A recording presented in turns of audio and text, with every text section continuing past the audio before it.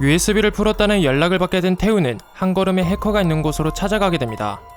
그리고 서연과 수상한 남자가 같이 몰래 찍혀있는 사진을 보게 되고 깜짝 놀라게 되죠.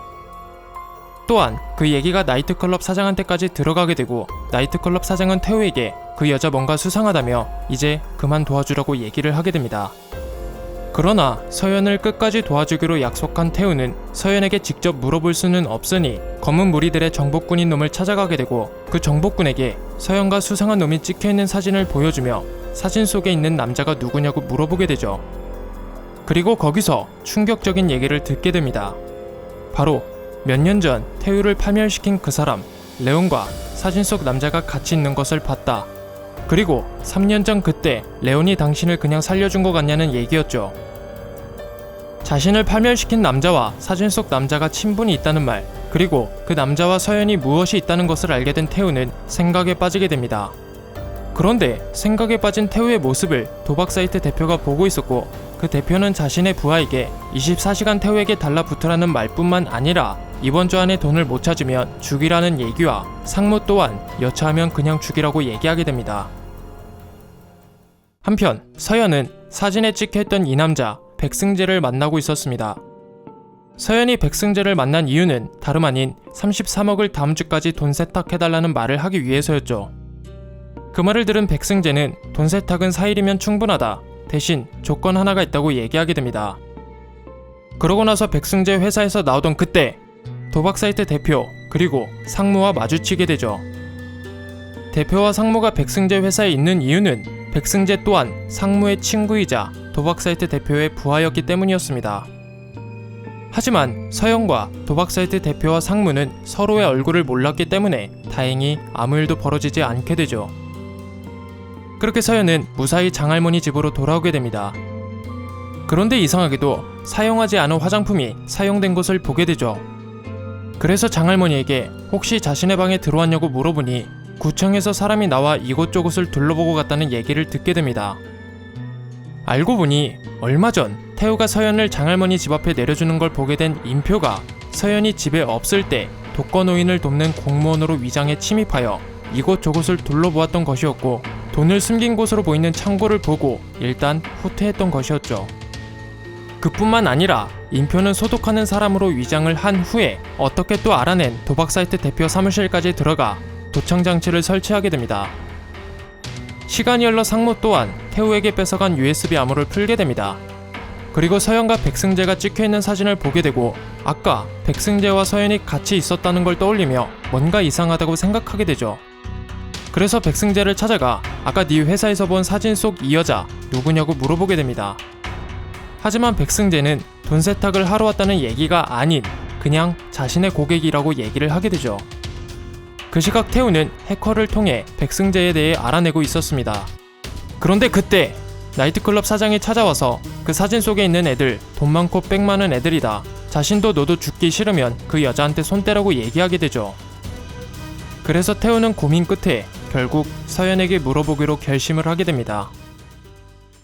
다음날 임표는 구청에서 나온 공무원으로 위장을 하고 장할머니 집을 또 찾아가게 됩니다.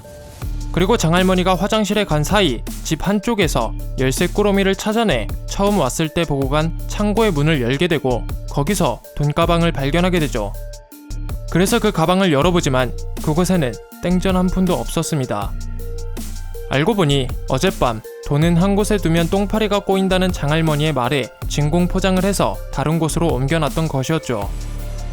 가방에 돈이 없는 것을 보게 된 임표는 본 모습을 드러내게 되고 장할머니를 죽이려 화장실로 찾아가지만 몸이 좋지 않아 이미 화장실에 쓰러져 있었습니다.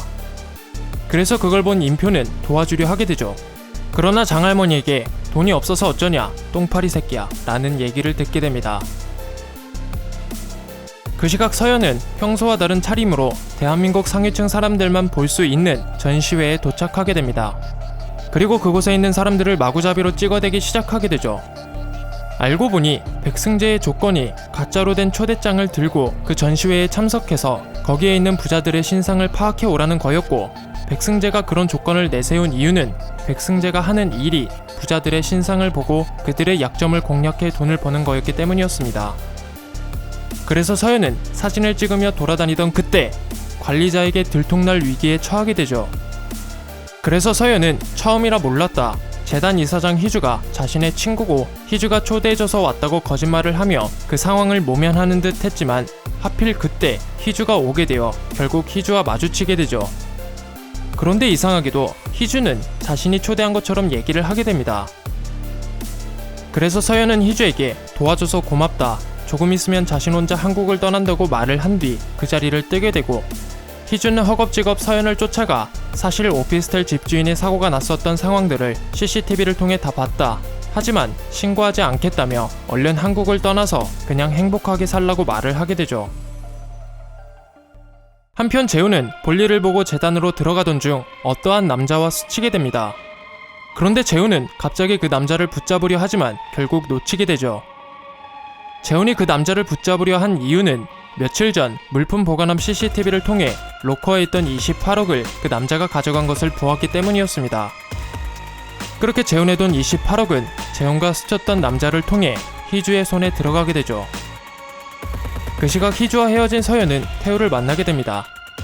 하지만 태우를 24시간 쫓아다니던 놈들에게 발각되어 쫓기기 시작하게 되고 나이트클럽 사장은 요즘 태우의 행동 때문에 엉망진창이 되죠. 더불어 태우를 24시간 쫓아다니던 놈들이 보낸 서연과 태우가 같이 찍혀있는 모습을 대표가 보게 되면서 며칠 전 백승재 회사에서 마주친 여자라는 것을 알게 되는 동시에 나이트클럽 사장은 죽을 위기에 처하게 됩니다. 그것도 모르고 있는 태우는 서연에게 백승재를 만난 이유를 물어보려 하지만 이내 서연에게 전화가 오게 되어 수화기 너머에 있는 백승재에게 문제가 생겼다는 얘기를 듣게 되죠. 그리고 태우는 서연이 전화를 끊는 것을 보자마자 방금 통화한 백승재, 그 사람이랑 어떤 관계냐고 물어보게 되고 그 얘기를 들은 서연은 깜짝 놀라게 됩니다. 서연에게 받은 33억 뿐만 아니라 재훈의 돈 28억까지 가지고 있는 희주는 그 돈들을 어떻게 하게 될까요? 그리고 서연은 백승재랑 어떤 관계이길래 돈 세탁을 맡긴 것이고 서연과 자신을 파멸시킨 사람의 부하 백승재 사이에 무슨 일이 있었다는 걸 알게 된 태우는 앞으로 서연을 어떻게 대하게 될까요? 구독, 좋아요, 알람 설정은 저희에게 정말 큰 힘이 됩니다.